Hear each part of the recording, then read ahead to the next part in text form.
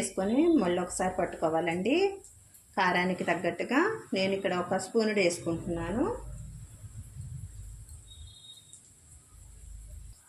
మూత పెట్టేసుకొని మళ్ళీ ఒకసారి మిక్సీ పట్టేసుకోవాలి.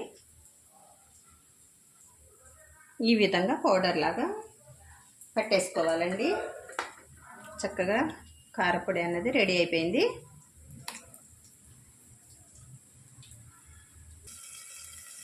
ఒక్కసారి మూత తీసి చూసుకోవాలండి.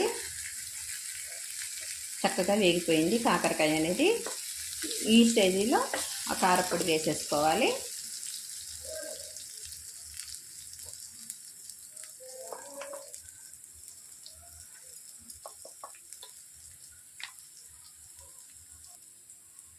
మొత్తం పట్టే విధంగా కలిపేసుకోవాలి. పల్లీలు వేసుకోవటం వల్లనండి టేస్ట్ అనేది చాలా సూపర్ టేస్ట్ వచ్చింది.